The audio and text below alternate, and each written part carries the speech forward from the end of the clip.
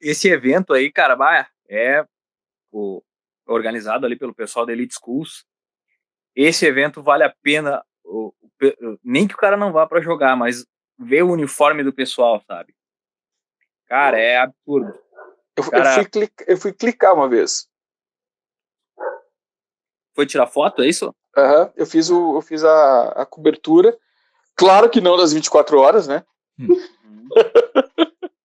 A gente passou o período lá, mas assim, você sai impressionado. Você sai realmente sentindo que participou de um ambiente de guerra. Claro que mais festivo, claro que não, né? Um ambiente legal. Exatamente. Talvez se você tivesse ido esse ano, essa sua ideia ia triplicar, porque esse ano o nosso pelotão em si, a gente fez realmente uma quase que total imersão naquela época. É tanto que, para mim, a gente batendo esse papo aqui antes de informar... Eu já tô gravando, pode ficar tranquilo. Então vamos embora.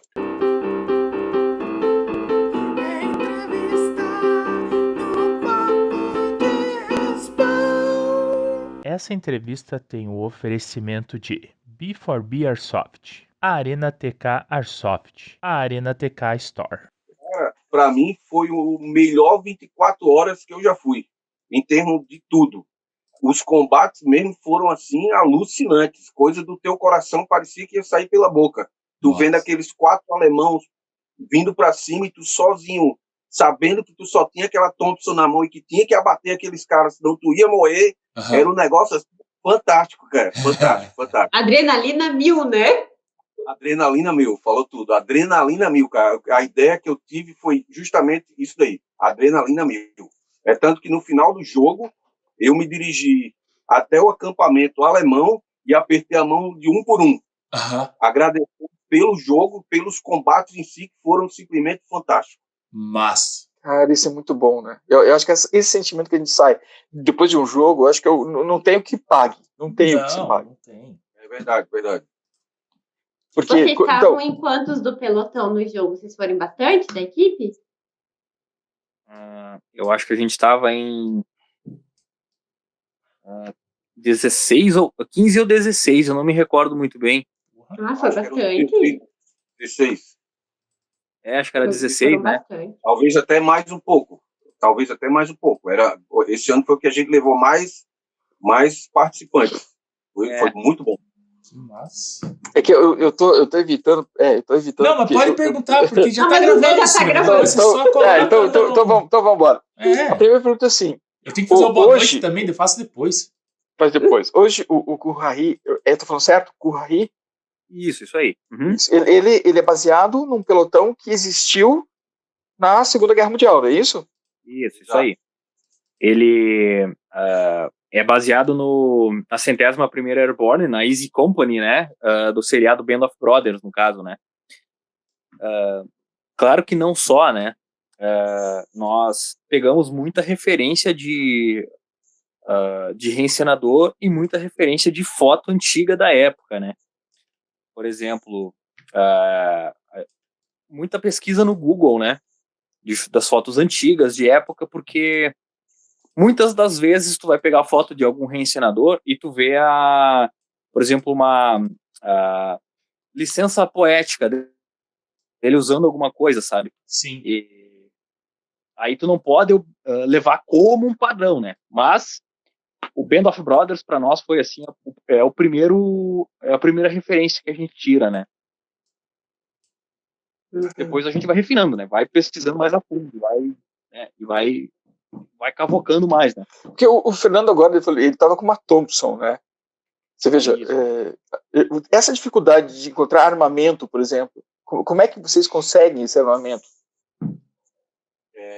Eu posso até te dizer o seguinte, no primeiro jogo que eu fui, a qual eu conheci o Maurício e o Castor,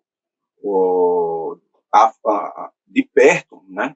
Porque eu conheci o Mário, só a gente voltando um pouco, eu conheci o Mário no primeiro jogo, Guerra do Contestado, foi lá em Joinville. Eu fui de Vietnã, não tinha nada a ver com aquilo ali, eu parecia um ET no meio daquele jogo. Tu com aquele capacete que parece uma tartaruga, né, no meio daquela galera toda fardada moderno, mas eu fui, né? E eu jogo de suporte também, e fui com a suporte. E conheci o Mário lá, Mário jogando com fardamento no moderno. E dali a gente trocou uma ideia, eu fui acrescentado no pilotão, e assim fui galgando, né, o que comprar. Agora vamos chegar naquela parte.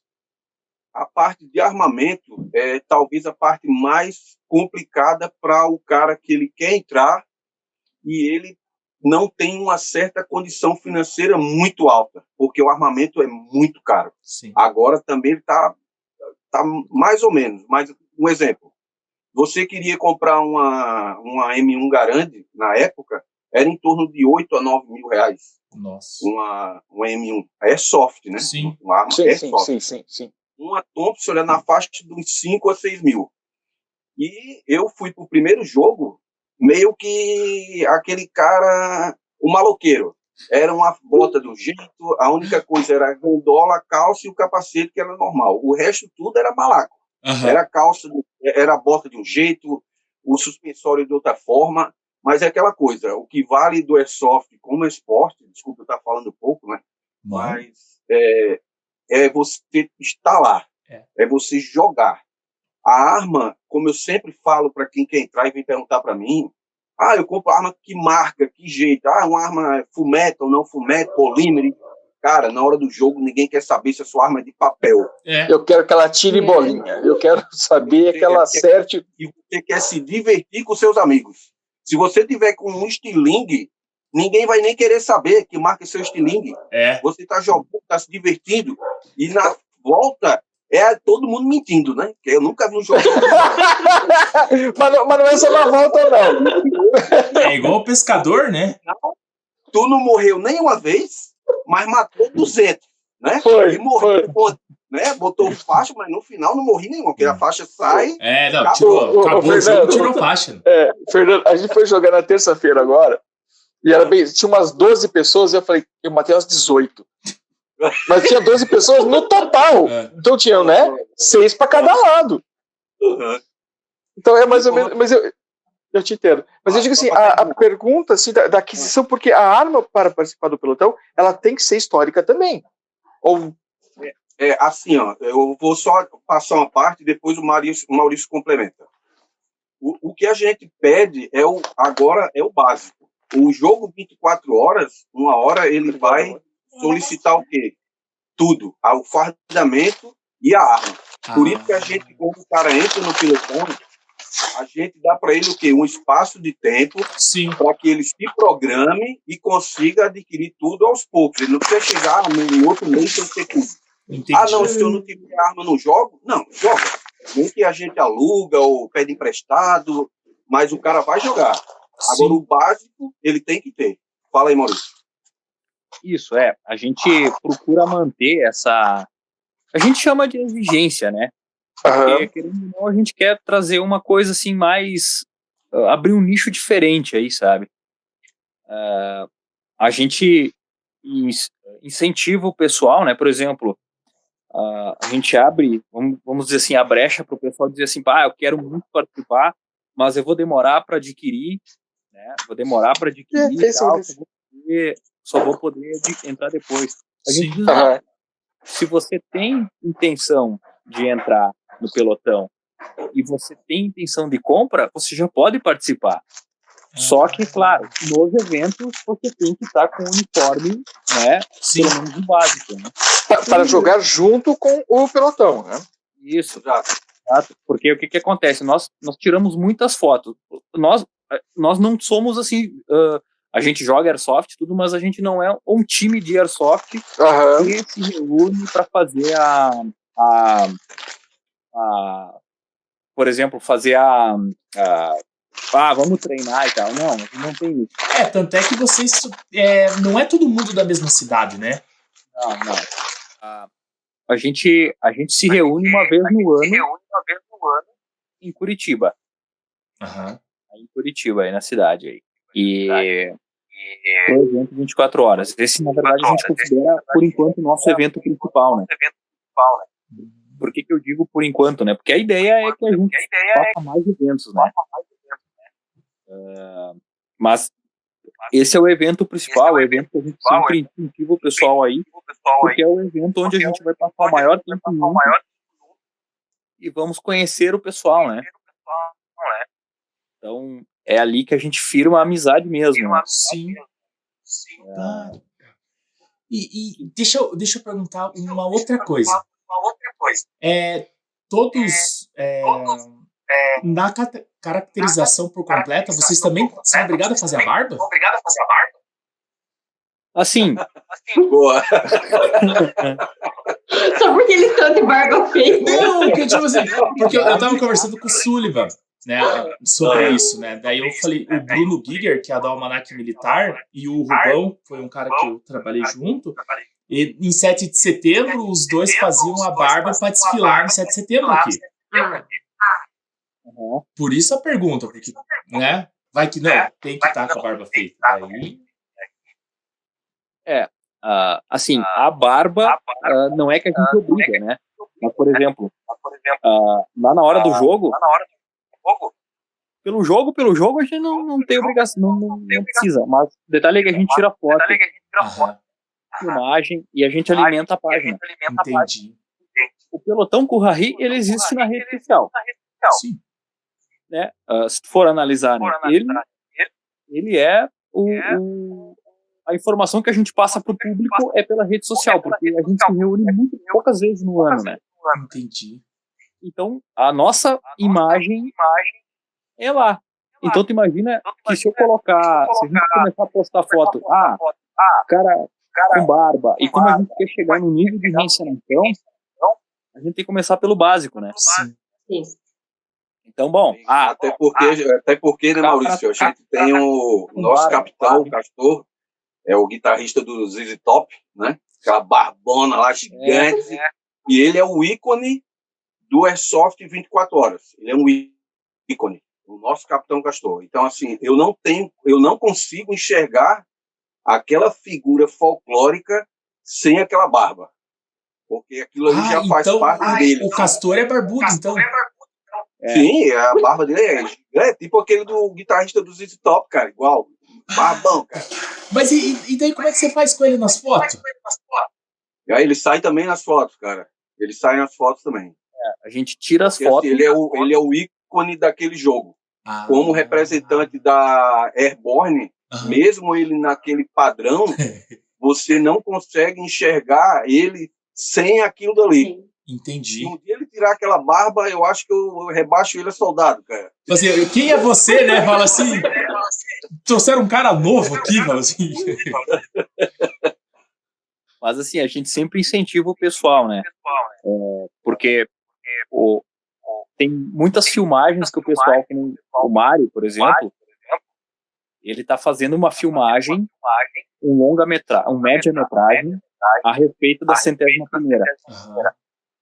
E ele está usando alguns membros do nosso pelotão para fazer a filmagem. Então, logicamente, tem que estar no padrão. Exato, tem que estar no padrão. Inclusive, nós vamos lá participar aí. Pô, que massa. Bacana. Tá, mas eu não estudo nada, porque o que a gente faz? Como a gente traz as pessoas e se a gente lê ou vai procurar, às vezes a pergunta não fica tão simultânea. Então, eu, pelo menos, sempre de vez em quando dou uma olhadinha, mas eu não olho nada para as perguntas serem naturais. Mas me diz um negócio. Se vocês estudam tudo para chegar para compor o que vocês têm. Naquela época não existiam os barbudos? É que assim, como o Maurício colocou, a gente se baseia muito pelos filmes que a gente assiste. E o principal exemplo pra gente é o Band of Brothers. Então ali a gente não vê ninguém com aquela barba muito mal feita. Tem algumas horas, algumas cenas que você vê os caras com um pouco, aquela barba rala. Sim. O que é o normal para um combate. Nem sempre o cara ia estar 100%. Mas o militar não usa o barba, né? No máximo o sargento usa o bigode, ou podia usar. Isso. Mas eu lembro, eu tinha 14 anos de idade, no colégio militar, o sargenteante passou algodão porque eu tava... Perfeito. Passei meu final de semana dormindo lá. E como a gente tem muitos integrantes que foram de forças militares, os caras já são acostumados com isso. Ele já vai naquele padrão. Então a gente não se preocupa muito. O Castor é uma exceção porque ele faz parte daquilo ali e a gente não enxerga, eu não consigo enxergar ele de outra forma a não ser aquela. Ali não falta nenhum tipo de respeito, ele joga, simplesmente é um jogador de airsoft assim, ó, 100%, um cara de nível altíssimo. Então tu não consegue enxergar o cara de outro jeito a não ser daquele. Tem um pelotão, né, que eles chamam de barbudos táticos, né? Uhum. E, então, assim, deve ser o mesmo esquema. Se tirar a barba dele, ele pega toda a tática que ele tinha. Perde a história. Tá. Fernando, eu vou pedir que você abaixe um pouco mais o teu volume, Fernando. Foi não. Tá, o eco tá aumentando de volta. Na época. Melhorou? É. Melhorou? Melhorou? Diminuiu. Dá pra diminuir mais um pouquinho? Ele não vai ouvir. Então, se você vê que não vai ouvir, daí deixa. Tu não consegue pôr um fone, talvez, Fernando? Fone de ouvido? Aí eu acho que ele... Que eu consigo escutar, ainda tô escutando. Ô Maurício, eu tô com 52 anos, mas não tô surdo não, cara. O surdo sou eu da mesa, né? O surdo é o Zé. Eu sou o surdo da mesa. E vocês não sabem o que é o Valeu, pior. galera. Eu sou o surdo e eu opero o som, cara. Nossa, que coisa. Não, mas ele tem o Sombra, que na verdade faz essa correção, né? Tá, mas vamos voltar pra vocês. Tá, da onde que saiu a ideia de montar o grupo? Deixa eu só fazer um adendo a respeito da barba. Vai. O que acontece, sabe? Por que na Segunda Guerra não tinha barbudo? Porque na Primeira Guerra muitos sofreram com ataque de gás. Sim. E por causa máscara. Da máscara de gás. Se tu tem barba, o gás penetra por entre a barba. Então eles proibiram o ataque de gás. O ataque de gás não, mas a barba por causa disso. Hoje, tu vê no exército americano, o pessoal já podendo usar barba. Aí é uma outra exceção que eu não sei qual que eles usam lá, né? Sim. Mas, na Segunda Guerra, de fato, não se podia usar barba assim, comprida. Né? É que hoje a máscara de oxigênio ou a máscara anti-gases é totalmente diferente, né? Ela não veda mais igual vedava antes, só de frente. Ela lacra mesmo a pessoa. Daí eu acho que é por isso que está podendo usar em algumas forças a máscara.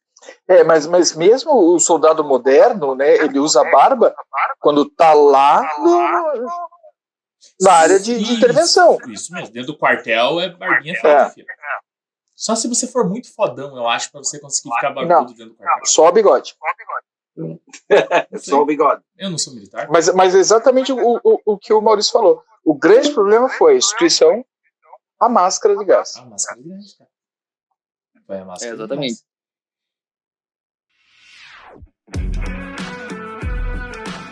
Essa entrevista tem o oferecimento de B4B Airsoft, a Arena TK Airsoft, a Arena TK Store. Muita referência que a gente tira é tudo material em inglês. Pois é. E a gente tem que, às vezes, que nem eu estudo inglês, mas tem muita gente no grupo também.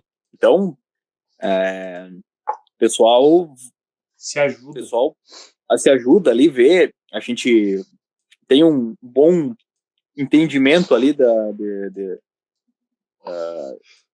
do inglês e consegue ajudar um ou outro, tá sempre compartilhando material e tal, né? Mas a maioria da pesquisa é em inglês. Sabe que quando eu estava na faculdade, estava me preparando para fazer o concurso para o Instituto Rio Branco. Então eu fazia inglês e francês além da faculdade. Só que se você não treina, se você não tá no teu cotidiano, é um negócio que é complicado. Se perde. Se perde muito. Então, hoje eu me forço a assistir. Então, assistindo filmes, às vezes sem legenda, só com a trilha original, eu consigo dar uma Mas falar e escrever... Tá, vamos voltar lá.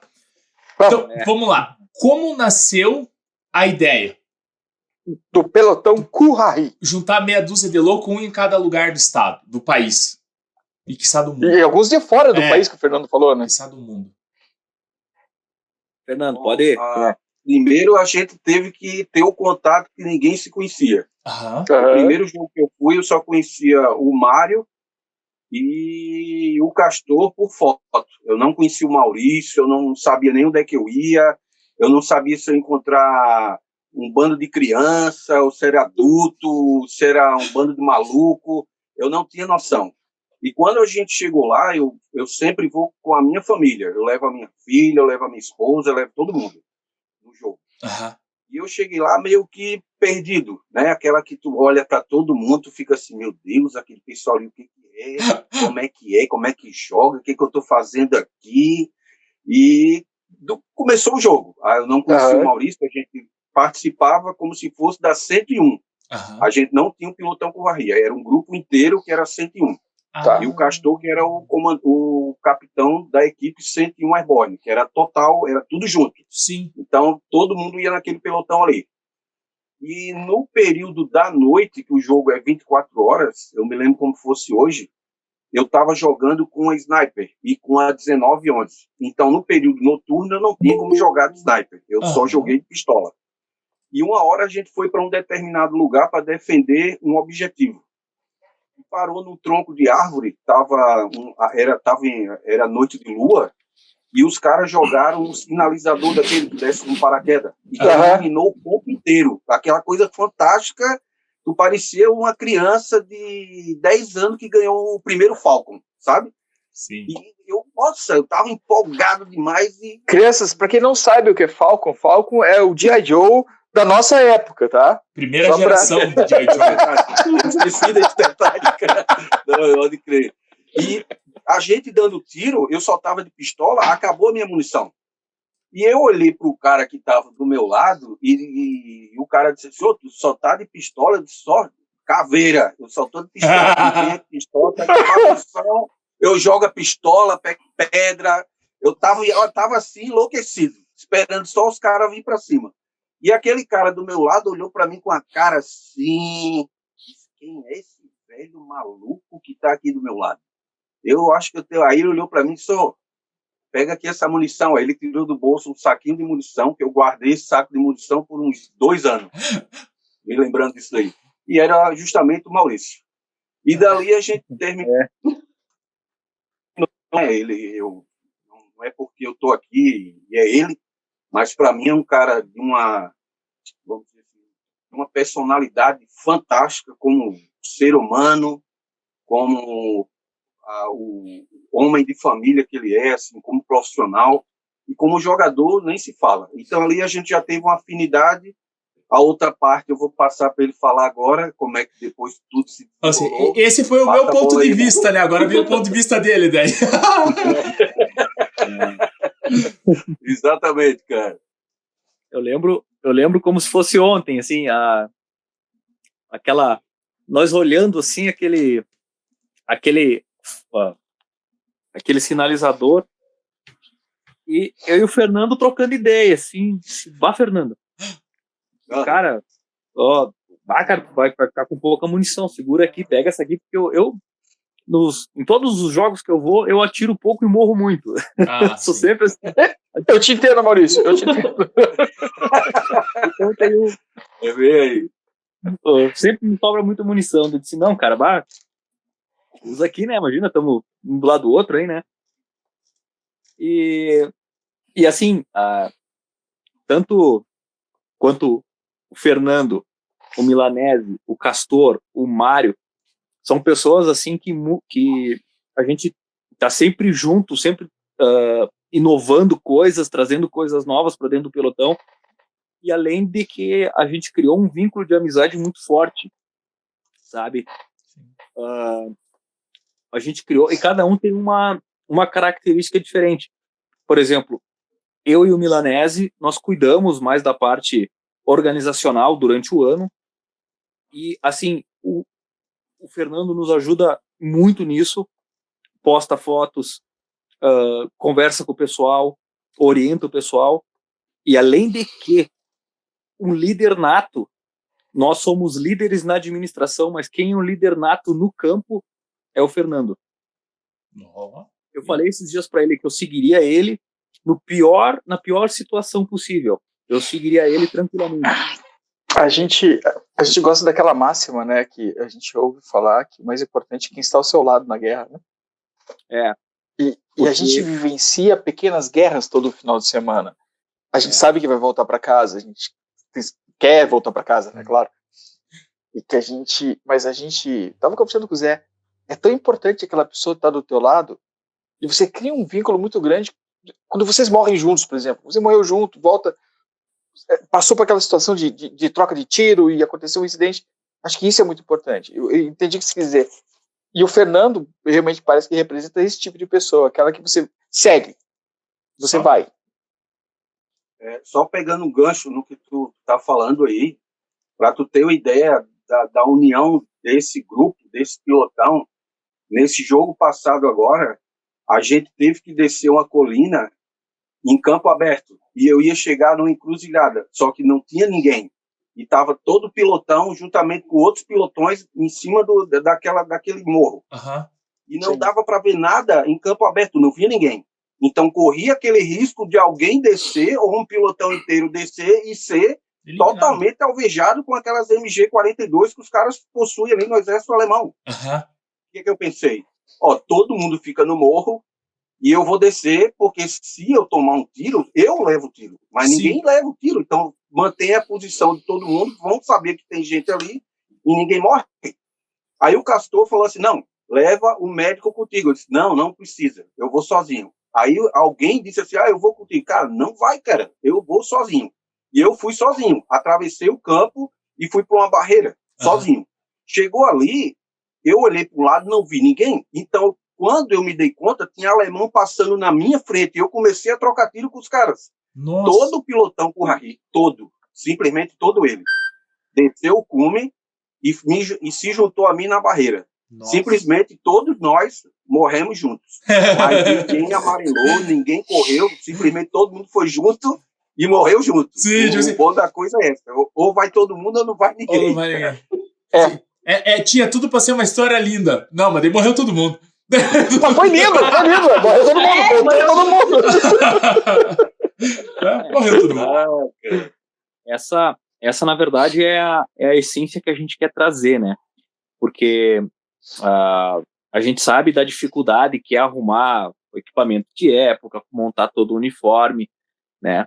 Mas a gente quer trazer algo a mais, sabe? Mostrar, fazer com que cada membro se sinta abraçado, né? Porque o 24 horas, ele é extenuante. Ele é assim, ele te põe no exaurimento, assim, físico, né? Sim. E a gente quer que as pessoas, além de que façam o esforço de vestir a farda, ficar bonitinho e tal, que chegue lá no dia, se sinta parte de uma família, né? Mila, o pessoal estava perguntando de onde é que veio a ideia do Currahee. Tu quer mencionar sobre o início aí? Como é na verdade, a gente nem tinha noção do que ia fazer, né? Eu fui no jogo do Paraná e conheci esses malucos aí, e se formou uma amizade entre nós ali. Eu falei, voltei pra Porto Alegre e falei, ô Maurício, vamos fazer um grupo só de nós, jogar nós 4 juntos? Que era eu, Fernando, Maurício e mais o seu... Não me lembro mais agora, nosso amigo de Brasília. Enfim. Nivaldo. E aí, eu fiz o grupo, né? Tô ali fazendo um grupo aí, gente conversando, mas vamos caprichar no loadout, vamos fazer um troço mais sério, só nós 4. Aí o Mário chegou e... Ô, Milanese, tem um rapaz aqui que quer jogar na Airborne e eu disse que você está montando um grupo. Tá, conversar com ele. Aí ele entrou. Aí beleza, estamos ali, a gente vai fazer um grupinho, vou jogar só nós, que tu tem material, não tem. De repente o Mário é o nosso oficial pra convocação. Ele é o recrutador, ele que fica... Eu imagino o Mário lá naquele escritório pequeno, cidade pequena americana, com a bandeirinha americana lá. Com uma bandeira, preto, sirva as forças armadas. Exatamente. Quando eu vi, o troço começou a crescer numa proporção assim, mas para um pouquinho. Ô Maurício, a gente vai ter que dar uma identidade para esse grupo, cara. Não pode ser só um grupo que joga junto. E aí nós falamos assim, comecei a ler a história mais da Airborne, e assim, os caras viviam correndo pra cima e baixo num monte de correio. Vamos fazer o pelotão correio? Vamos. Aí, tá, beleza. Tá, mas precisa de um símbolo, uma bandeira, vamos. Aí eu falei assim, cara, a gente vai fazer um cume, a gente põe as cores do morro, né, marrom que seja, umas coisas assim meio, um patch bem simples.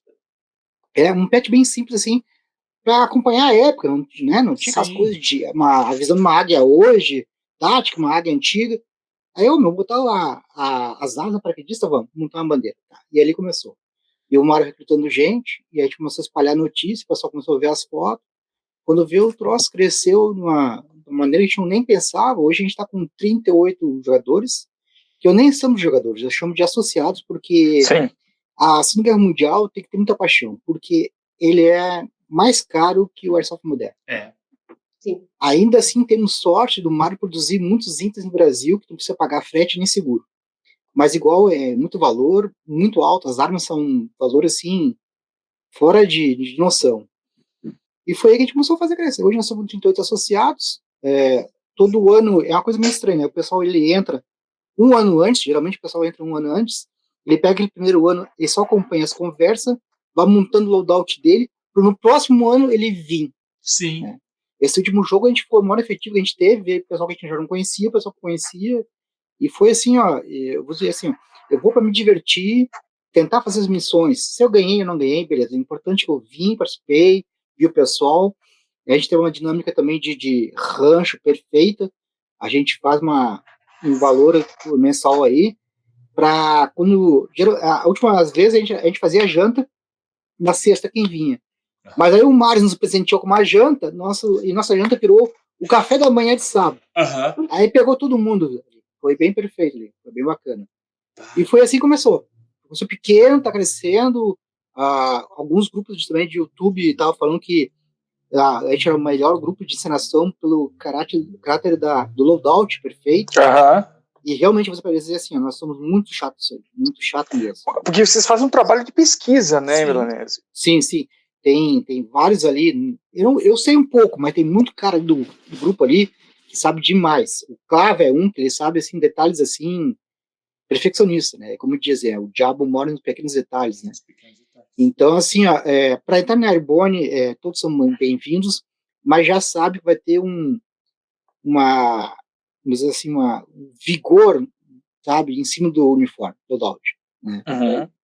Mas assim, eu acredito que ele vai crescer mais ainda. Sim. Porque eu entendo assim, que a gente não está falando de um time de Airsoft, a gente está falando de pessoas que fazem uma reencenação histórica. Por isso que eu chamo de associados, não somos nem de jogadores nem de operadores, né? Entendeu? E o pessoal que entra ali... de você é o que o Fernando está usando? Pode perguntar. Isso. É o loadout oficial de vocês. Exatamente. Esse aí quem fornece até é o Mário. Né? O Bibico também é o Faz parte do loadout. Faz parte. Na verdade, assim, a gente trabalha não, a gente aceita. Alguns usam algumas coisas originais, né? E algumas cópias. O que não pode ser uma coisa muito diferente daquilo que realmente é. Se a cópia for igual, perfeito. Como eu vou dizer assim, era um problema. O coturno a gente usa o marrom, né? Comum aqui. Ele não pode vir jogar com o coturno preto. Sim. A disparidade é muito grande, entendeu? E aí, com o tempo, vai comprando-se a cópia mais perfeita até chegar num bom gosto do cara e poder comprar o original. E vocês indicam onde comprar? Vocês... Tudo. É isso que eu ia perguntar, se vocês têm... O grupo é tão grande, volta e meia, eu tô no eBay lá, aqui achei uma Kabara aqui, tá valendo a importação, Kabara a faca, né? Sim. Aí colar no grupo, aí quem quiser comprar, vai, né?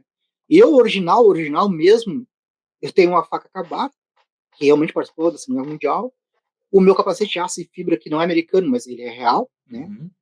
E o resto, tudo ali é a cópia. Tirando o Centeniar, que é original também, o resto é cópia fiel, né? Sim. Não destoa tanto assim, né? E a dinâmica do jogo é aquela, a gente vem, faz a confraternização do pessoal novo e o pessoal da antiga, fazendo as missões. No nosso patamar de missões, a gente completa bastante missões até. Não tivemos aí até hoje nenhum problema assim de Highlander, que a gente saiba, né? Já teve um primeiro ano assim, eu acho que o primeiro ano assim, a gente teve até um conflito com os nossos jogadores, mas foi resolvido ali porque era o primeiro ano também, a gente estava vendo quem era quem. Conhecendo, né? Exatamente. Aí nós fomos também mais rigorosos também, né? Para entrar no Correia, tem uma entrevista entre 4 pessoas, sou eu, Maurício, Fernando e o Castor, capitão, para ver qual é o calor do cara porque ele entrar.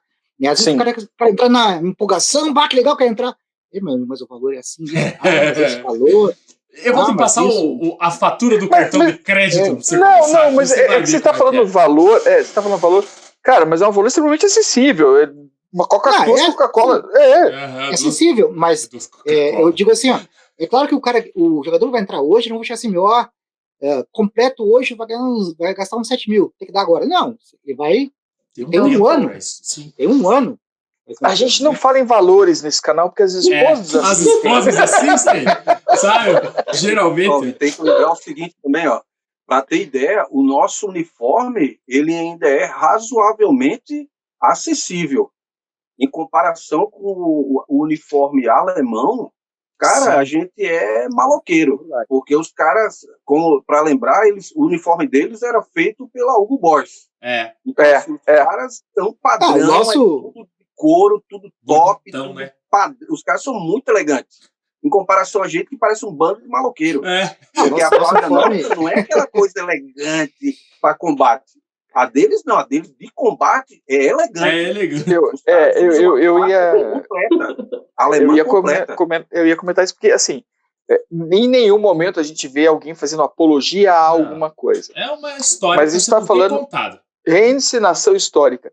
E realmente o uniforme deles foi feito por estilistas. Projetado para ser bonito, não para ser funcional, né? Não, e era funcional, e era funcional. Mas ele era bonito, e é bonito. Eu vi nesse jogo do Elite School, que eu fui, o cara chegou com o uniforme todo preto, um fardamento todo preto, o cap. Cara, você para assim, você tá vendo o cara ali em 1945, chegando na tua frente. Os caras exatamente desse jeito aí. Os caras são padrão perfeito. E você olha pro cara, você não diz nem que aquilo ali é uma reencenação. Vê o alemão mesmo daquela época na sua frente. Já o nosso, ele é padrão. Daquela época, todos nós buscamos a perfeição daquele estilo. Mas não chega em termos de elegância, de padronização ao nível deles. Porque o deles é muito mais caro que o nosso. Cada peça deles é bem mais cara que a nossa. Em relação à faca, em relação a cantil, e o deles é uma coisa específica. Não é como o nosso que tu pode utilizar que a gente coloca a capa e tu pode colocar um ali dentro e fazer de conta que é daquela época. O deles não. O deles tem uma padronização. Então tem que ser aquilo ali. Para você fazer um igual ou comprar um de época é bem caro, cara. Então a nossa farda ainda é acessível. Tirar uma foto com os alemães ali, a gente lá do lado do alemão, é aquela coisa, primo rico, primo pobre. O que eu ia falar era o seguinte, pro loadout americano é mais fácil de fazer porque o americano viveu se metendo em guerra, né? Então ele veio utilizando as mesmas coisas em alguns... precisava. Eles se meteram numa, deu ruim e daí acabou por ali. Daí fica difícil. Cara, mas eu fico imaginando assim, ó, quando nós vamos fazer um exército, vamos. E como é que tem que ser? Não, tem que ser bonito. Tem que ser bonito. Tá, mas a gente vai usar... Não. Tem que ser... Vamos escolher o melhor estilista que a gente tiver aqui. Quem que é? Tem aquele moço que tá começando agora, o tal de Hugo Boss. Cara, é isso, velho. Mas exato. E até porque a gente tem uma certa dificuldade, como a gente tem muito contato com o gringo, com o pessoal de fora, principalmente a Europa, os franceses, ingleses, espanhóis também fazem reencenação. Os ingleses são muito fortes nisso aí, os ingleses e os franceses, principalmente. Eles são muito fortes na reencenação. E lá eles têm muito mais equipamento e acesso a esse tipo de material que a gente não tem aqui. Sim. A quantidade de equipamento, de farda que eles têm é enorme. Tem lojas específicas só para isso. E aqui a gente tem um pouco de dificuldade, ou pouco não, até muita dificuldade. Para adquirir qualquer coisa de época, seja o que for, um capacete, para ter ideia. Eu consegui uma faca original 1943, agora depois de mais de 5 anos. Por quê? Porque é muito difícil e não é tão acessível a todo mundo. Então, tu tem que fazer uma preparação para o quê? Adquirir alguma coisa, ou original, ou uma réplica, mas que não é barato, cara. Realmente não é barato. A gente conversou com o pessoal que faz a parte de reencenação do Vietnã. Também não é um pouco mais fácil do que a da Segunda Guerra Mundial, é claro. Sim. Porque a gente está falando de 40 anos e não de 80, 90 anos, né? E eles falam o mesmo problema, a mesma dificuldade. Muita coisa tem que ser importada. E o que eles não estão conseguindo importar, ou achar importado, se bem que eles têm um fornecedor norte-americano, eles têm que refazer. Eles reconstroem. Essa granada aqui foi o Jean Sabel que fez. Eu já volto. Eu vi o vídeo do Sebel e do Gabatini. Ele é nosso Gabatini. Então. Ele é membro do pelotão ele também? é? Sim, o Sabel sim. Esse jogo temático do Vietnã, eu também entrei e tô ainda montando meu loadout. Já tô lá faz um bom tempo, tô quase completando. Pra te ver que essas coisas temáticas tem um tempo de pesquisa, procura, tem que achar, né? E eu tô quase lá, quase completando. Mais um temático aí. Eu acho que os grandes temáticos do Brasil hoje que eu vejo é o Mario da Elite School e o Kaminsky com o Vietnã. O Diógenes, ele tá vindo com força. O grande problema lá com o Diógenes é que não tem tanta gente ainda, né? Então ainda. Mas no começo, como? Mas é aos poucos, sempre né? começo, aos poucos. Isso mesmo. Eu fui em 2. O primeiro eu fui como americano, caracterizado, bonitinho. Não 100%, mas uns seus 80% ali. E agora eu fui de Vietcong, só que eu não joguei. Eu só fiquei no acampamento porque eu tinha acabado de operar as costas. Aí foi o meu filho. Eu vi teus vídeos lá. Então, totalmente fora do contexto geral, mas tava lá pra brincar, né? E, cara, é um troço interessante de você fazer. Simples assim. Monta o loadout pra ir brincar, porque é um jogo totalmente diferente do jogo que a gente vai em qualquer evento. Porque é outra atmosfera. É a mentalidade do jogador, é outra. Isso, você entra lá, tipo assim, você entra, todo mundo, aí separa por loadouts, ou por países, né, podemos dizer assim. E daí, você entra numa imersão, porque que nem o Fernando falou, você tá vendo um cara caracterizado, que nem os Vietcongs, eles usam o chapeuzinho e aquelas burca preta. Esse ano não teve tanto, o segundo ano teve muito mais. Aí você via os caras vindo com aqueles negócios e fala assim, o primeiro combate é assustador. Você fala, o que é aquilo? Aí depois você começa a entender, fala, não, mas esses caras são a força opositora. E fica legal. É uma coisa interessante de ser feita. Eu acho que o jogo temático do Brasil tem que crescer bastante e está crescendo, né? Como diz, a mídia vai fazer isso, vai trazer o interesse no jogador. Pô, eu jogo um jogo comum, moderno, esse aqui é legal para mim, eu vou investir naquilo ali, né? Eu acho que vai crescer. E se não, o pessoal que faz temática realmente não desistir, vai crescer. Uma coisa que me morda às vezes, né? Tu chega lá, tu vê os banners de jogo temático. Aí tu chega lá, só a palavra temática. Essa palavra? Sim. Cara. Tu chega empolgado, que legal. Não, é só a palavra. Né? Então, eu, graças a Deus, eu consigo ir tentando montar o loadout do Vietnã e do Mario até esse momento. Esses dois aí, para mim, são ainda os mais de todos. E no Rio Grande do Sul também tem um temático, não tem? Na verdade, teve uma iniciação aqui do Buff, Gustavo Buff, jogador antigo. Ele fez um jogo, não digo temático, ele fez um primeiro microevento, só convidados. A gente tinha americano, alemão e partizantes.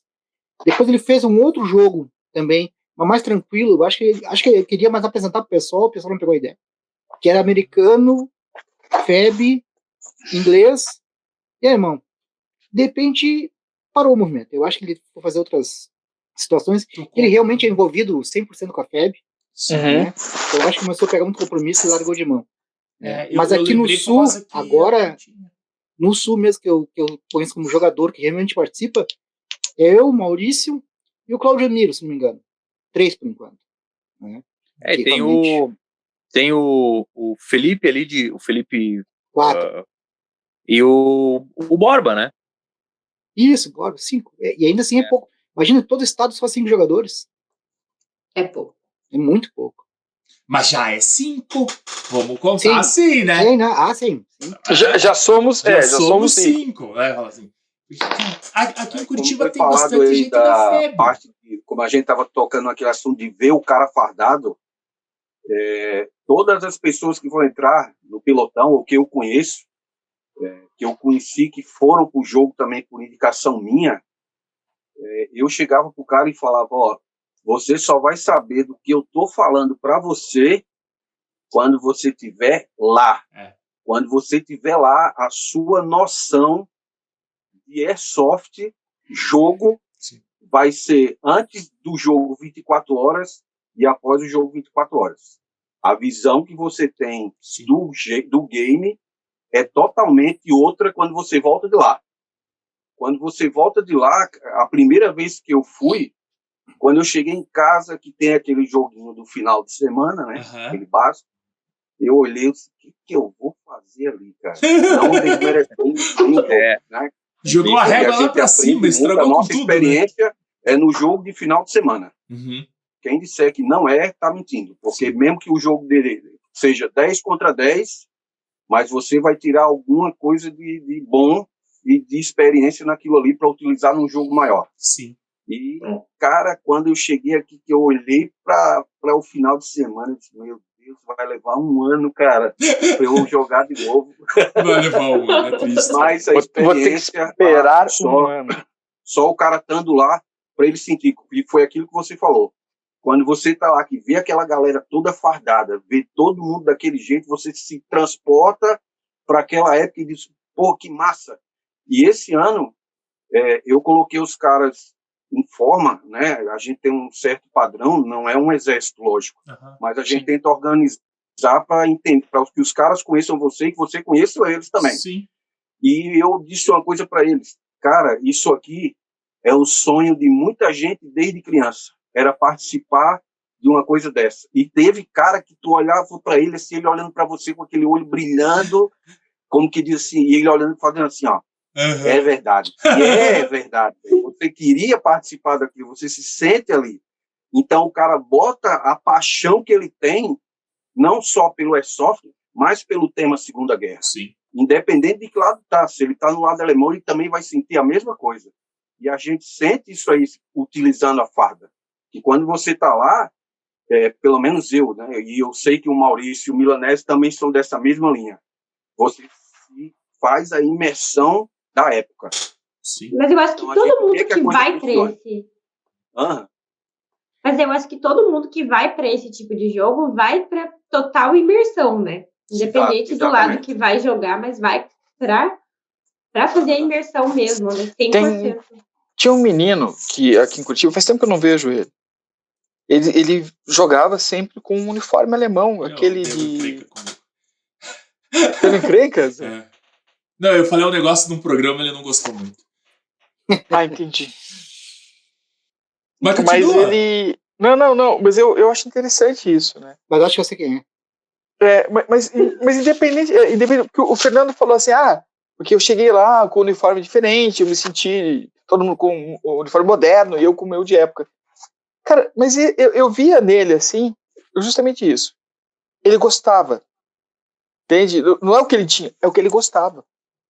E ele gostava de ir assim. E acho que o armamento dele também era de época. Provavelmente. Mas no Forfã tem espaço para todo mundo, né? Cada um vai do jeito que quer. Mas o que eu vejo, assim, como você estava falando... Eu tinha paixão. Isso. Aí eu vou ter que esperar um ano pra poder jogar de novo. Não, meu uniforme, eu vou. Eu gastei dinheiro com isso, eu vou agora. E vai. Eu quero estar assim, sabe? Eu sou duplo, eu espero um ano. Exatamente. Eu espero um ano. Eu não jogo. O Maurício fica bravo comigo. Não vai fazer, não. Eu jogo 24 horas. Uma característica do nosso pelotão, vocês vão ver. Vocês lembram que nos filmes de guerra e no próprio Airborne, os soldados eram tudo oriundo de vários estados, né? Sim. Texas, aí Nova York. Nós também não somos um grupo regional, somos um grupo de pessoas de oriunda. Rio Grande do Sul, Santa Catarina, Paraná, São Paulo, Rio de Janeiro, que é mais que tem de longe lá. Distrito Federal, Espírito Santo, sabe? Então são vários jogadores, vários estados. Também é característico daquela fase da época. Várias pessoas de vários estados jogando junto, né? Lutando junto. E aqui em casa é uma imersão total. Dá pra ver aí pelo teu cantinho. A minha esposa participa do pelotão. Ela é como se fosse a mãezonda do acampamento. Porque quando a gente sai pro combate, ela que fica responsável por tudo. Legal. Pelas armas que ficam lá, pelos equipamentos, tudo é ela que fica responsável. E ela é que me faz ter mais ainda essa vontade, essa paixão. Porque ela é imersa comigo. Sim. Agora ela vai de uniforme também, não uniforme airborne, mas ela vai com uniforme como se fosse de mecânica ou de piloto de aeronave. Que legal. Para participar do Muito pelotão. legal. Então, assim, a minha filha também gosta de tudo ligado à Primeira, Segunda Guerra. Ela me dá presente livros. Então, assim, aqui em casa é total. Eu não tenho como dizer assim, não, a minha mulher não gosta ou não quer que eu vá. Não, pelo contrário. Quando tá perto do jogo, aqui em casa vira um alvoroço. Nossa. Sabe? Que ela todo mundo se preparando. Tem que ajeitar, a guarda tem que ser assim. É um pré-embarque. É um pré-embarque para... Literalmente um pré-embarque. Exatamente. E no acampamento, é como se ela fosse aquele teu braço direito. É como se fosse aquela figura que te ajuda o tempo inteiro. Ou seja, tu chega do combate cansado, tá aquele rango pronto, tu sai, ela te cuida ali de tudo. Tá faltando um detalhe aqui no faz assim, coloca isso, coloca aquilo. Cara, é assim, pra mim, uma figura maravilhosa. Vocês estão vendo o ambiente do Fernando, né? Cheio de equipamento e coisa. Vocês não conhecem o Maurício, cara. O Maurício, vocês não conhecem. Sério? Ele tem 10 vezes mais tudo que todo mundo tem e ele fabrica. Tem lá o campeonato, né? Que gera uma medalha pro melhor loadout. Você se lembra do desenho do Félix? Abria aquele gatinho, ele abria a maleta, puxava coisa. Isso aí tirando. Cara, quando o Maurício pega a mochila dele, abre a mochila dele e tira coisa, não para de tirar mais coisa. Não para. É difícil até competir com ele. Eu não entro na competição com essa dele. Não entro, porque eu tenho 10 kits, ele deve ter uns 15 mil kits. E tira coisa. E é chiclete, e é ração, e é isso, aquilo, outro. Eu falei, que eu vou participar, né, cara? Vai ele então, né, cara? Não, vamos deixar ele. Vou me humilhar lá. Não, deixa ele. Pior que eu ao passar do tempo, por mais coisas assim que tu nem aparecesse na farda, assim, sabe? Umas coisas que tu guardasse no bolso, eu entrei tanto na pilha de querer fazer, nem tanto por ganhar o campeonato, mas de querer fazer, de querer ter, sabe? Sim. E eu vou fazer, sabe? Se o Maurício pular de paraquedas, o paraquedas ia aguentar ele por causa do peso. Excesso de peso. Aí se nada, ia morrer literalmente. Ia cair com uma pedra. E assim, eu gosto de toda vez que eu produzo alguma coisa, não só eu, mas todo mundo, né? Produz alguma coisa, a gente tem sempre aquele lema, né? Bom, se a gente vai ter uma facilidade para mim, vamos facilitar para os outros também, né? Sim. Então, eu sou rato de internet, né? Então, eu busco muita coisa, assim, procuro muita coisa. Por exemplo, um PDF lá da caixa de chiclete. Beleza. Quem quiser diz assim para mim, Maurício, tu tem aquele arquivo? Tenho, tá aqui. Né? Faz assim, faz assado. Né? Gurizada, consegui aqui um arquivo da impressão 3D da faca. Tá aí, gurizada, quem quer só me pede ou largo lá no grupo, sabe? Sim. Porque teve uma época que eu até produzia assim, sob encomenda o pessoal, até fazia tentava fazer um preço mais acessível por conta era trabalhoso, né? Sim. Era trabalhoso. Mas eu nunca visei, assim, e acho que ninguém do grupo visa o lucro, né? Tanto o Mário, inclusive, ele é o nosso major, e ele produz todo o uniforme, né? Só que ele é um facilitador, sabe? Ele facilita a aquisição, sabe? Sim. Por exemplo, ele produz tudo que tu imaginar, né? E então, ele pro nosso grupo, né, ele facilita isso, né? Ele tá com a ideia de fazer uma produção de uma barraca para 10 soldados, né, 10 praças, com as camas, né, as camas de campanha e tal, né? E E ele foi lá e disse, não, eu faço aqui, produzo e tal, vamos facilitar aqui para vocês, aqui, paguem tantas vezes. Sim. E tal, né, faz isso, faz essa. Então, essa facilidade que a gente tem aí, né, mas em relação ao campeonato, realmente, eu acabei ganhando... Eu participo. Eu tenho algumas medalhas aqui, né? Eu acabei ganhando 2 vezes. Acho que tá meio escuro, não vai conseguir. Não, dá pra ver sim. Dá pra ver. Essa aqui foi do ano passado, foi de primeiro lugar, e essa aqui foi desse ano, de segundo lugar. Que legal. E extremamente contente com o resultado, né? Agora... O que a gente vê? Levou só metade esse ano, né? Por isso que tinha segundo lugar, porque levou metade. Falou, viu? Então já entendeu, né, Maurício? O ano que vem você tem que levar tudo, velho. Deixa alguém traga o resto. A gente vê um grupo de pessoas que são apaixonadas e comprometidas. Sim. Né? E assim, né? A parte do que você falou do custo. O custo a gente sabe que tem, e as pessoas tentam minimizar isso para que mais pessoas, ou de todos do grupo pelo menos, tenham acesso a mais objetos, né? Porque a reensinação só se torna completa com a quantidade de detalhes. Voltando ao assunto. Né? Tudo está nos detalhes. Se eu vou usar um coturno que tem que ser marrom, ele tem que ser marrom por um motivo, não é porque eu acho bonito, mas é porque ele era usado assim. Exato.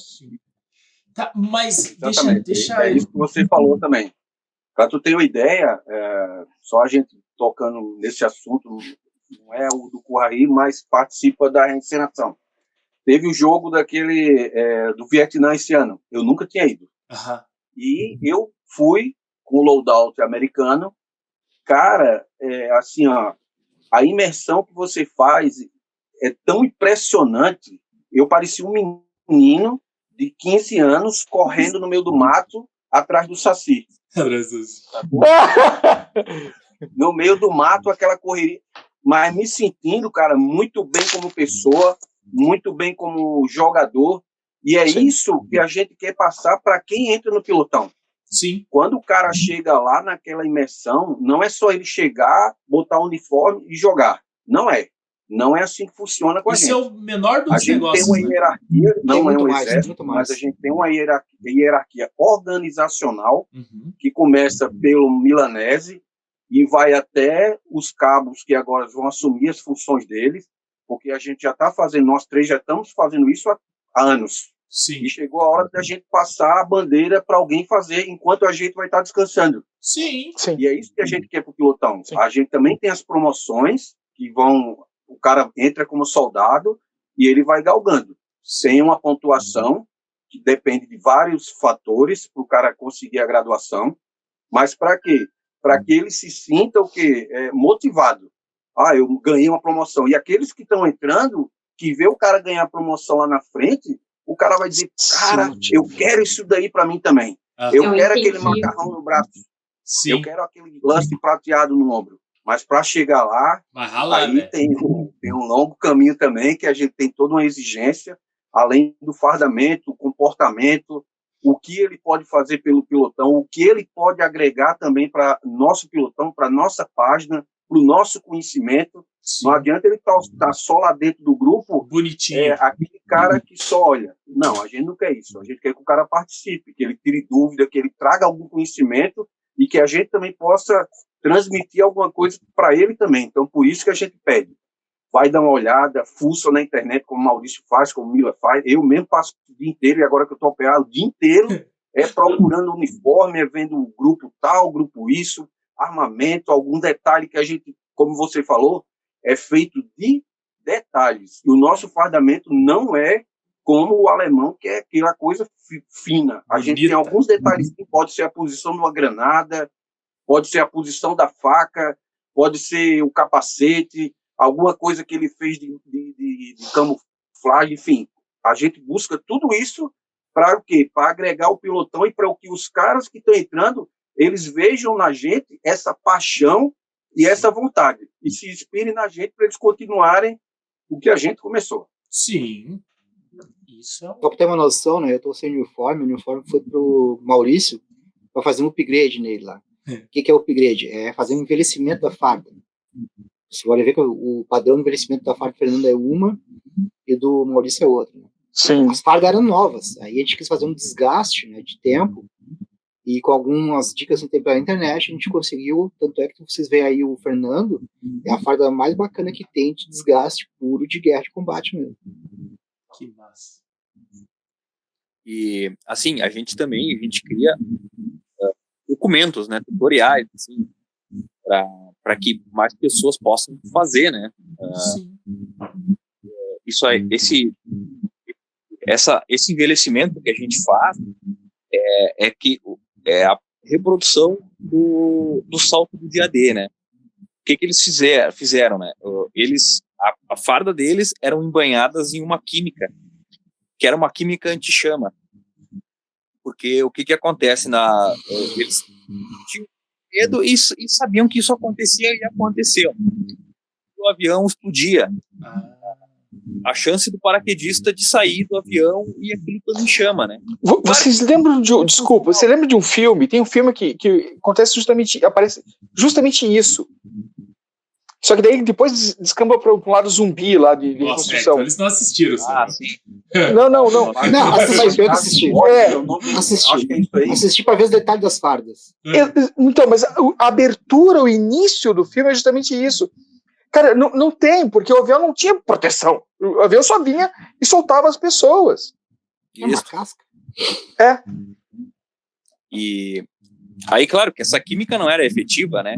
Mas se você analisar até o Band of Brothers, que é mais fácil de tu ver, quando eles saltam, tu vê que eles têm uns detalhes mais escuros na farda, alguns degradês na farda, e a gente está fazendo isso aí agora, né? Porque o nosso padrão de farda, ela vem nova, que é logicamente, se eu fosse o produtor da farda, que é o caso do Mário, eu também entregaria nova para a pessoa, né? Claro. Porque não significa que a pessoa vai, não, eu vou sujar ela, não, eu não quero sujar ela, então fica no gosto também. Só que a gente está adaptando esse padrão, né? Ela tá suja porque, afinal, a gente está representando um pelotão que de fato lutou numa guerra, né? Sim. Voltando ao assunto ali que o colega falou sobre os filmes que a gente não vê. Primeiro filme de guerra, eu não sei vocês, mas o filme de guerra, Segunda Guerra Mundial, eu vejo primeiro o filme e a história. Na segunda vez, eu começo a ver os detalhes. Farda. Tem muita coisa que eu assisto várias vezes pelos detalhes. Exatamente. E aí tu vai vendo ali, mas faziam isso, não faziam isso, fazia aquilo ali. Aí a gente pega uma foto, a gente pega muita coisa também assim, pega uma foto. Vocês viram o cara usando isso aqui, cara, essa granada, esse lugar aqui? Não, mas isso aí não existia, não tem como. Aí a gente vai ver a foto, a foto não é da época, moderna, o cara botou no lugar errado. Sim. Vai pesquisar, né? Exatamente, para não cometer os meus erros, porque no dia de jogo a gente fala, relógio moderno, tira do plus. Tudo que for moderno, tira para não aparecer nas fotos. Sim. E o pessoal compra a ideia, realmente, como disse o Fernando. A gente entra na história ali de cabeça e não se fala assunto moderno, não se usa nada moderno para aquele momento ali, né, no jogo. Né? Sim. E vocês têm o homem rádio? Exato. Tem, rádio operador tem. Não é um rádio, né? É o rádio. Uma mochila. O Felipe Costa, ele fez um. É outro gênio também, criou um. Estava esse ano também, rádio operador, e ele fez esse papel muito bem até. Muito bem mesmo. Claro que dentro do rádio é um Baofeng, né? Sim, mas sim, não tem problema. Né? Mas só do cara carregar uma mochilona com Baofeng dentro, o cara tem que ter vontade. Ele é novinho, magrinho, então subir morro, tem que ser morro. Tem uma cota do morro chamado Monte Castelo lá no jogo que, olha, é cruel subir e é cruel descer. Ali, cara, acaba o calcanhar, ali tu cansa pra caramba. E aonde que é feito isso? É isso que eu ia perguntar, aonde que é feito? Uma chácara no interior do Paraná, chácara 4x4, alguma coisa, não lembro bem, o Maurício pode me corrigir. 4 barras. Isso, 4 barras. E quando eu entrei aqui, agora eu tava vendo o Fernando comentar sobre o tiroteio no barranco. Logo na frente de Monte Castelo, foi onde ele desceu, tem o tal do barranco. Ali foi uma das cenas mais bacanas de todo o jogo que nós tivemos, nós morremos todos, onde ele desceu e todo mundo desceu. Então ficou um barranco, e eu acho que tinha uns 12 nossos ali, atirando contra um exército todo alemão, que vieram pra cima da gente. Mas tiroteio ali, E um dos nossos filmou. Se você for no Instagram da gente, vai ver uma sonoplastia muito barata e uma visão de celular muito, assim, parece meio da época, meio escondido dos tiros. Muito bacana, foi a melhor cena. Morremos todos, mas morremos muito felizes pelos alemães. Foi uma cena de filme. Uma cena de filme, assim, ó. Eu vou te falar que num desses jogos 24 horas que eu participei como fotógrafo, não como jogador, teve uma situação, era um corredor, mas um corredor no meio do mato, né, um corredor então de árvores, e tinha um suporte alemão no final desse corredor, mas cantando bolinha, e todo o exército americano, e dá-lhe fumaça, fumaça com cuidado, porque no meio do mato ninguém queria que aquilo pegasse fogo, né, mas dá-lhe fumaça e dá-lhe tentar atravessar, não passava. Foi uma coisa assim. E eu querendo fazer a foto do outro lado para poder registrar os americanos. Sim, tu não passava.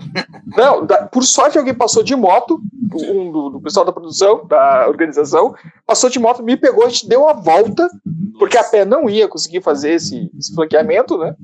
Deu a volta para eu poder chegar do outro lado. Aí eu cheguei do outro lado, tinha acabado as bolinhas do suporte. Mas foi massa. Eu peguei só os americanos invadindo, então dá a sensação assim que... então você foi jornalista americano, só contando a parte boa. Correspondente de guerra. Correspondente de guerra, só contei a história dos americanos.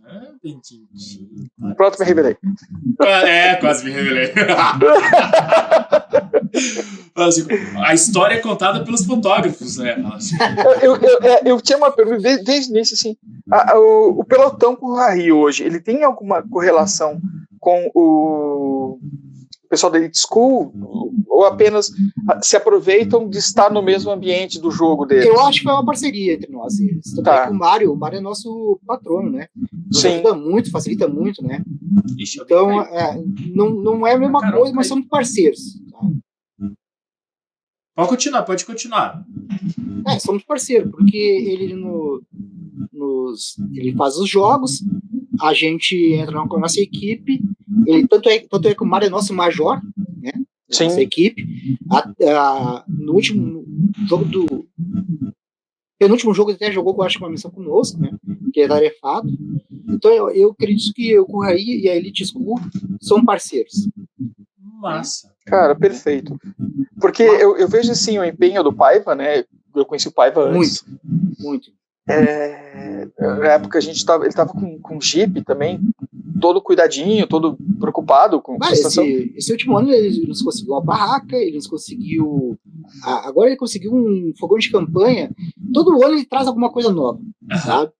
E como eu estava falando antes, cara, se você for fazer alguma coisa, você vai ter um gasto, mas você vai ter um gasto da paixão do que você gosta. Isso. E exatamente. Não é impossível fazer nosso loadout, e o Mário Paiva, ele facilita muita coisa para os novos associados. Facilita bastante.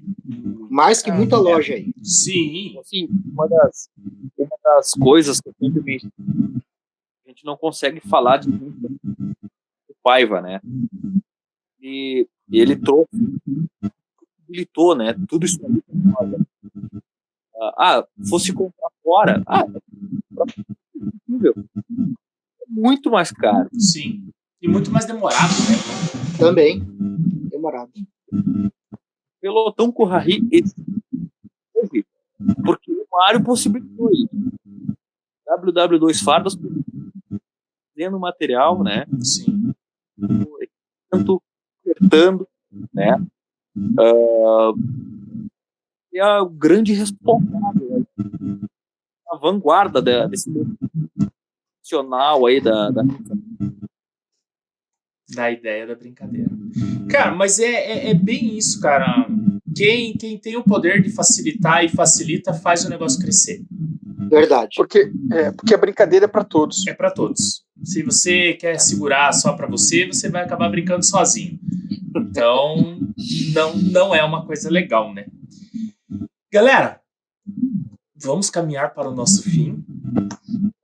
Vamos programar nosso 2.0. É isso que eu ia falar. Tem que voltar, velho. Porque, tipo assim, hoje foi mais uma apresentação do que é e o que é. E daí, na próxima, tem que vir certinho pra gente conversar sobre como é. Porque, tipo assim, o Fernando passou pra gente a ideia de como é jogar com os caras fardados vindo de encontro, você olhando uma pessoa de nacionalidade diferente. Eu vivi isso com alguns jogos, mas pra galera que assiste, elas não conseguem entender isso, porque eles jogam com o cara que tem uma faixinha no braço do outro lado. Vocês fazem todo um enredo pra pessoa entrar na história. E o 2.0 tem que ser sobre isso. A história. Pode ser? Não, Pode sim, Pode. só vamos combinar aí. pode marcar, combinar, com certeza. Vai ser pra nós um prazer. E daí o Fernando tem que estar vestido com o de galo ali de trás. Boa. Né? Aí vai ficar massa. Aí, né? Composição. Tá. Fernando, primeiro, muito obrigado por ter vindo brincar com a gente, conversar. Obrigado de coração. Eu não lembro, é Maurício. Eu anotei aqui pra mim não esquecer, porque tá sem o nome dele. Maurício, muito obrigado, cara, também por ter vindo conversar com a gente. Saiba que o papo tá de portas abertas, porque vocês precisarem, tá? Só dá um grito que o papo dá um apoio. Milanese, muito obrigado. Eu que agradeço. Obrigado por ter vindo, obrigado por ter se esforçado para aparecer, porque no começo a gente viu que deu problema. Complicado. Cara, obrigado mesmo pelo teu empenho, pelo teu esforço para estar aqui. A gente fica muito feliz mesmo de ter vocês aqui hoje. Qual a mídia social para a galera encontrar vocês? Eu preciso que vocês falem, porque vai pro Spotify. Daí eles escutam lá. Pode botar direto no Instagram, Pelotão Currahi.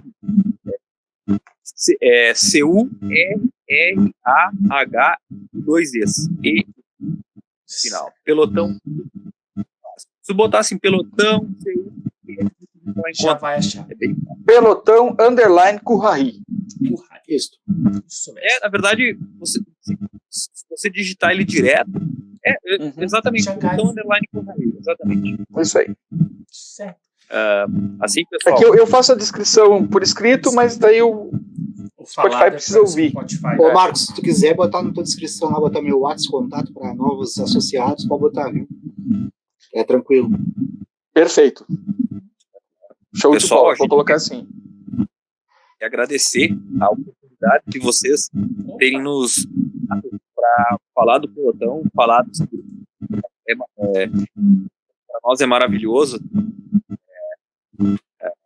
Muitos talvez do pelotão não saibam que é tão maravilhoso assim até ir no evento. Maravilhoso. É uma maravilha. Sabe do que a gente está falando. Sim.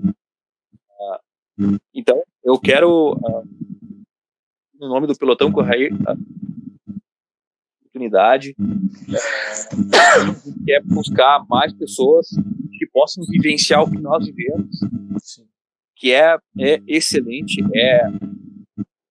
conquista, é gigante, com um com o outro, é impressionante.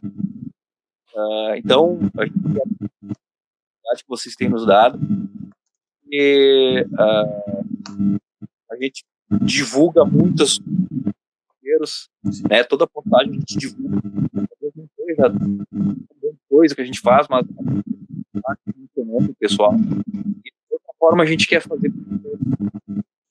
Certo. Não, mas pode saber que aqui tem a porta aberta, porque se precisar, só dá um grito, tanto pelo nosso Instagram ou direto com o Sullivan. O Sullivan é o cara que mais responde. Então, cara, estamos aí e vamos agendar o nosso 2.0 pra gente passar as experiências daí. Falar de histórias. Beleza, mano? Obrigado a todos aí. Obrigado pela oportunidade. Obrigado. Um forte abraço a todos aí. Nós que agradecemos. Um forte abraço a todos e encerramos por aqui. Tchau! Tchau. You can't stop me now.